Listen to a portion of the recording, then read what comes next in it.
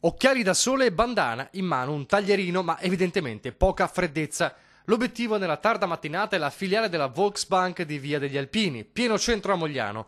Una toccata e fuga con minaccia per scappare con il bottino, ma il bandito extracomunitario in azione non ha fatto i conti con la intraprendenza dei dipendenti, capaci di mantenere il controllo nonostante la presenza dei clienti.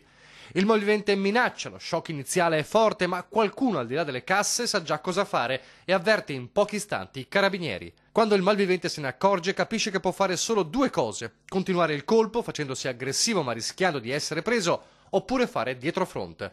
Sceglie la seconda ipotesi scappando fuori, a mani vuote. Poco dopo le gazzelle dei militari sono già sul posto a caccia di quello che molto probabilmente è un balordo che ha tentato il salto di qualità.